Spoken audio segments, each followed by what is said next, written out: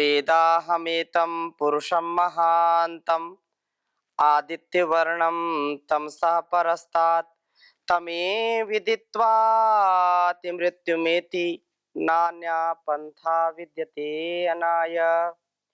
ओम संगच्छध्वं संवदध्वं सम्भो मनांसि जानताम देवा भागम यथा पूर्वे संजानाना उपासते। प्रेम से मिलकर चलो बोलो सभी जानी बनो पूर्वजों के भांति तुम कर्तव्य के मानी बनो। पूर्वजों की भांति तुम कर्तव्य के मानी बनो। ओम शांति शांति शांति। प्रातः स्मरणीय वंदनीय युग पुरोधा युग दृष्टा योग ऋषि परम पूज्य गुरुदेव जी महाराज, आयुर्वेद शिरोमणि आचार्य श्री जी महाराज और इस गुरु परंपरा में हमारे दत्त गुरु जी और यहाँ उपस्थित दिव्यात्माएं, योगी आत्माएं, इस पवित्र प्रांगण में गौ माता के चरणों में हम बैठे हैं। कामधेनु ध्यान मंदिर गौ गोपाल गौशाला किस पवित्र प्रांगण में हमारे बहुत ही निष्ठावान, भक्तिमान, गुरुनिष्ठ, राष्ट्रनिष्ठ, जो निरंतर देश समाज और आत्मनिर्भर स्वावलंबन के लिए, एकत्व के लिए, सहअस्तित्व के लिए सदा ही तन मन धन से, जीवन से, एकात्म भाव से इस सेवा में लगे हैं। ऐसे इस आयु में भी जो निरंतर, क्योंकि संगठन की सेवा, संस्थान की सेवा, समाज की सेवा गुरु के मार्गदर्शन में, गुरु की प्रेरणा से वो कर रहे हैं, ऐसे हमारे बहुत ही आदरणीय श्री एकनाथ श्रीपद जी, एक बार जोरदार अभिनंदन करिए, जो गौ सेवक हैं और निरंतरता के साथ, एक भक्ति भाव के साथ, एक लक्ष्य के साथ कि मेरा जीवन, मेरा जो भी अस्तित्व गुरुजनों से, माता पिता से और ईश्वर की कृपा से मुझको मिला है, वो सेवा में, क्योंकि सेवार्थम इदम शरीरम आत्मनो मोक्षार्थम जगत हिताय च। अपना जीवन हम राष्ट्र के लिए, समाज के लिए लगाएं, ऐसा हम गुरुओं से, क्योंकि हमारी ऋषि परंपरा, ये ज्ञान परंपरा, ये अध्यात्म की परंपरा सदा त्याग से युक्त, समर्पण से युक्त और तनाव से, दबाव से, चिंता से, काम क्रोध से मुक्त, जो सदा ही उत्कर्ष के लिए सदा, जैसे दर्शनों में कहा, यह तो अभ्युदय निश्रेयस सिद्धि सधर्मः, हम अपने जीवन को और जगत को उत्तम से उत्तम बनाएं, तन से, मन से, धन से, जीवन से इस जगत को हम आप्लावित करें, अभिषिक्त करें, अभिसिंचित करें, उसको अलंकृत करें, तो हमारा जीवन सार्थक होता है। हम जितना जितना इस समष्टि के लिए करेंगे, समाज के लिए करेंगे, राष्ट्र के लिए करेंगे, उतना उतना परमात्मा की कृपा से हमारा व्यक्तित्व, कृतित्व और भी विस्तृत होता चला जाता है। और गौ माता, गावो विश्वस्य मातरः, गाय तो सबकी माता है। गाय अगर ना हो तो धरती भी नहीं चल सकती है। भगवान योगेश्वर श्री कृष्णचंद्र जी गौ माता की सेवा की उन्होंने, राजा दिलीप ने सेवा की। वेदों में तो गौ माता की सेवा का इतना इतना महात्म्य है, इतना जो है वर्णन किया है। तो गौ की सेवा करने मात्र से सब कुछ प्राप्त होता है। आज हम जिनको समर्थ गुरु, जिनको अपना गुरु, मार्गदर्शक और प्रेरणा स्रोत मानते हैं, परम पूज्य स्वामी जी महाराज, उन्होंने भी गुरुकुल में रह करके वर्षों वर्षों तक गौ माता की सेवा की, तब आज पूरे राष्ट्र और पूरी दुनिया की सेवा कर रहे हैं। ये बहुत बड़ी बात है। इसलिए जितने भी महापुरुष हुए हैं, बिना गौ सेवा के, बिना ग्रंथ सेवा के, ग्रंथ का मतलब क्या है? गुरु ने जो बोल दिया उसको जीवन में उतारना, जो लिख दिया उसको जीवन में उतारना, कोई प्रश्न नहीं होना चाहिए। हाँ, आपको शंका है, समस्या है, कोई संशय है, आप प्रश्न करिए, पूछिए, लेकिन एक बार गुरु ने बोल दिया, उसका उपदेश जीवन में उतार लेना, मनसा वाचा कर्मणा, उसको धारण करना और उससे एक कार्य से पूरे जीवन का उत्कर्ष हो जाता है। भारत स्वाभिमान, पतंजलि योग समिति, महिला पतंजलि योग समिति, किसान सेवा समिति, युवा भारत, सोशल मीडिया, जो संगठन की एक बहुत बड़ी सेवा है, उस सेवा में भी परम पूज्य गुरुदेव जी महाराज कहते हैं कि हमको राष्ट्र की सेवा, गौ की सेवा, अध्यात्म के साथ जीवन को जीना और आपको हर्ष है, जानकारी भी है, जिनको नहीं है, तो ऐसे ही जैसे आप यहाँ गोवा में भी सुनते हैं कि हमारे किसान सेवा प्रभारी हैं अपने कमलाकांत ताड़ी जी, उन्होंने गौ सेवा शुरू किया, वो किसान सेवा समिति के राज्य प्रभारी हैं और आज वहां पर 5-10 से गौ से शुरू किया, आज 5000 से ज्यादा।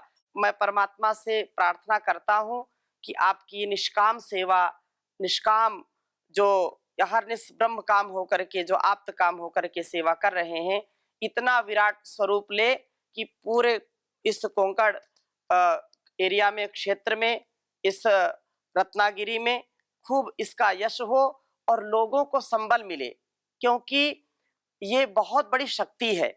हम अपने जीवन को सार्थक बनाएं, अपने जीवन को, तन मन को ईश्वर को अर्पित करके, गुरु को अर्पित करके जब कोई कार्य करते हैं, निसंदेह बहुत ही अच्छा होता है और इसीलिए जीवन मिला है। देखो, जीवन का कोई भरोसा नहीं, कहाँ कौन जो है अपनी यात्रा पूरी कर ले, किसी को कोई भरोसा नहीं है।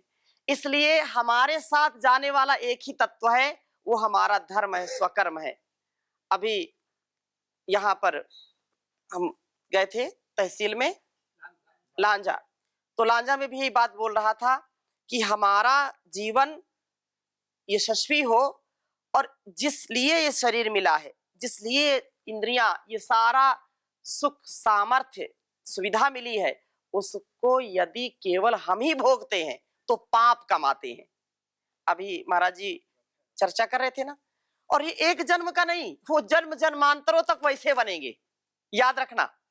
ये बिल्कुल यथार्थ है, चारों वेदों का, 6 दर्शनों का, 18 पुराणों का, ये जो है 108 उपनिषदों का सार है कि हम जो अपने मन से, तन से, धन से, जीवन से करते हैं, वो कमाई, वो कर्मों की कमाई, वो जन्म जन्मांतर तक हमको साथ देती है, जन्म जन्मांतरों तक हमारे साथ रहती है। अच्छा करेंगे अच्छा मिलेगा, बुरा करेंगे तो बुरा मिलेगा। जो सामर्थ्य मिला है उसको अहर्निश पुरुषार्थ करके जितना लोक कल्याण उतना करते जाइए, नहीं तो संसार में कुछ रह नहीं जाता। ये लोग कहते हैं ना कि पाके सुंदर बदन, कि पाके सुंदर बदन कर प्रभु का भजन, दुनिया फानी का कोई भरोसा नहीं, कितने राजा गए कितनी रानी गई, राजधानी का कोई भरोसा नहीं, इस सुघड़ बेला में कर कमाई भली, नौजवानी का कोई भरोसा नहीं, पाके सुंदर बदन कर प्रभु का भजन। प्रभु का भजन करने का मतलब क्या है? अभी हमारे राष्ट्र संत टुकड़ोदास जी महाराज का भजन गा रहे थे और वहां मोजरी में भी 2 बार मत्था टेकने का, वहां सत्संग करने का अवसर प्राप्त हुआ। तो इतने बड़े वो संत, राष्ट्र संत उनको कहते हैं, और उन्होंने हजारों जो है गीत लिखे हैं, लेकिन उनका सार क्या है?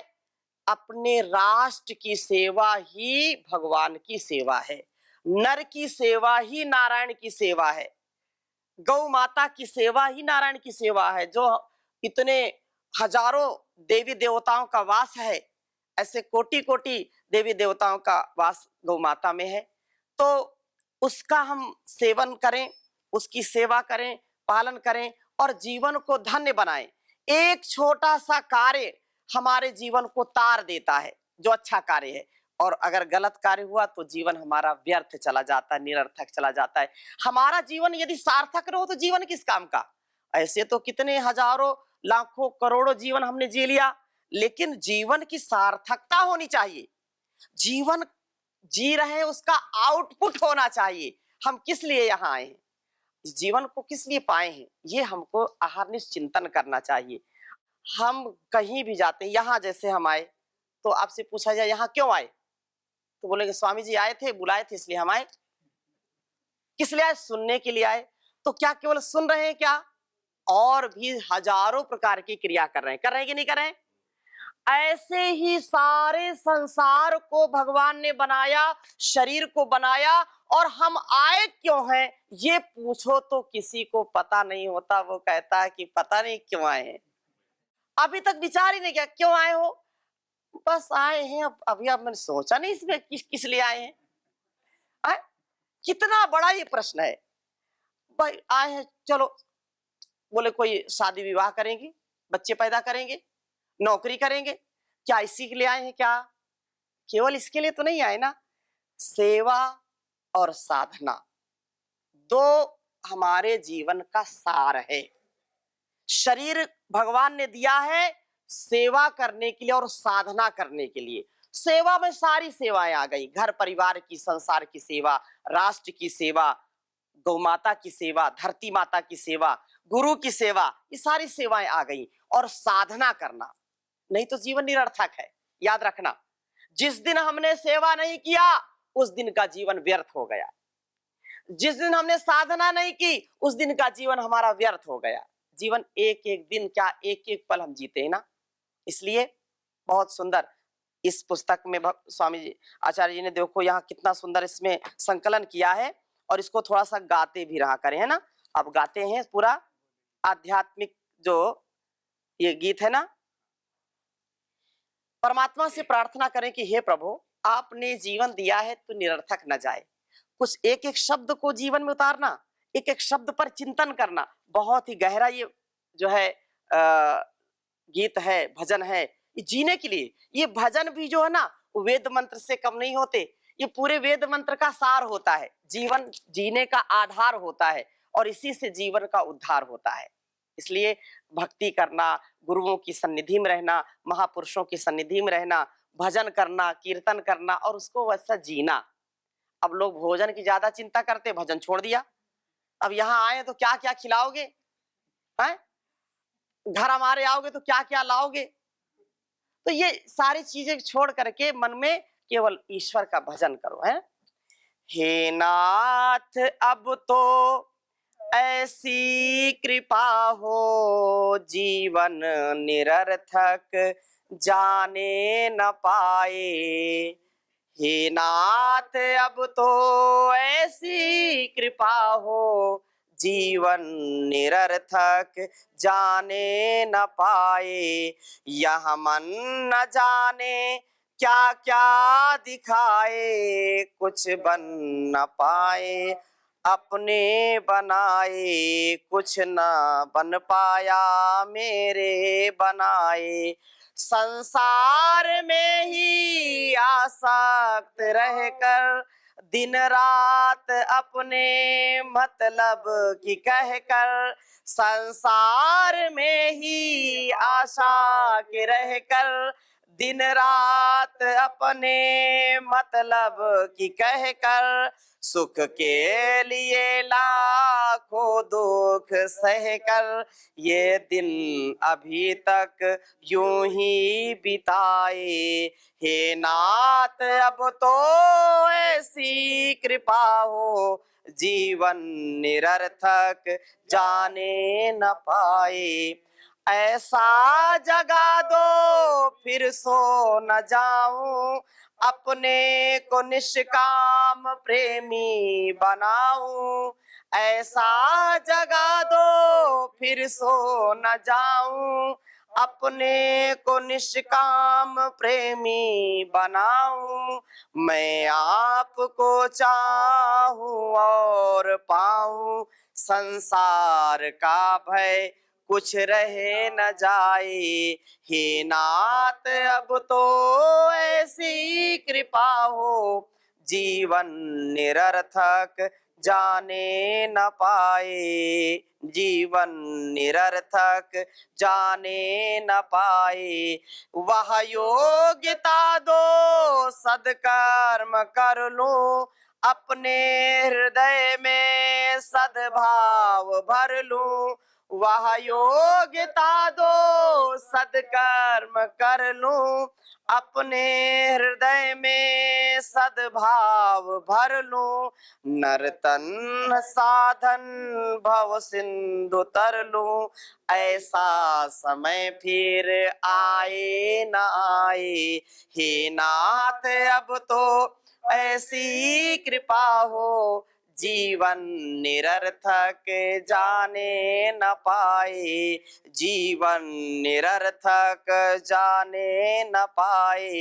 ये दाता हमें निरभिमानी बनाओ, दारिद्र हर लो दानी बनाओ। हे दाता हमें निरभिमानी बनाओ, दारिद्र हर लो दानी बनाओ। आनंद में जय जानी बनाओ, मैं हूँ पथिक यह आशा लगाए। हे नाथ अब तो ऐसी कृपा हो, जीवन निरर्थक जाने न पाए। ये मन न जाने क्या क्या दिखाए, कुछ बन न पाया मेरे बनाए, कुछ बन न पाया मेरे बनाए। ऐसा समय फिर आए न आए, ऐसा समय फिर आए न आए। मैं हूँ पतित यह आशा लगाए, मैं हूँ पथिक यह आशा लगाए। बोलिए सद्गुरु भगवान की, बोलिए सच्चिदानंद भगवान की। तो हर पल अवेयरनेस में रहना, सावधान होकर के जीना। साधु सावधान मतलब सावधानी हटी दुर्घटना घटी। इसलिए रोज रोज का हिसाब किताब करो।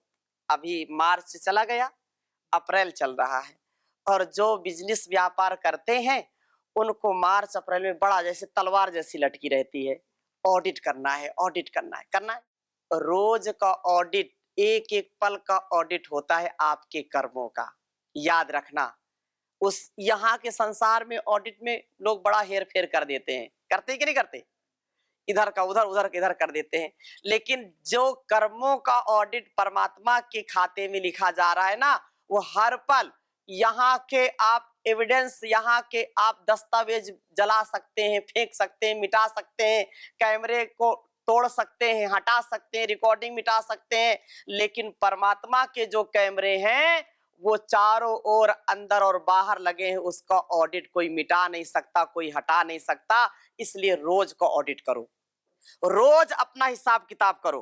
रोज शाम को सोने से पहले आज का हिसाब किताब अभी करो कि हे प्रभु, सुबह जागने से लेकर के अभी सोने तक मैंने क्या क्या किया, कोई पाप तो मेरे से नहीं हो गया है। चिंतन करो, 5 मिनट 10 मिनट, आज मैंने क्या सेवा की, क्या अपराध किया, और अपराध किया है तो प्रभु को सौंप दो कि हे प्रभु, मेरे से गलती हो गई, आज से इसको मैं छोड़ रहा हूं, कल से ना हो, इसके लिए मुझको सामर्थ्य दीजिए, साहस दीजिए। आज का हिसाब आज ही समाप्त।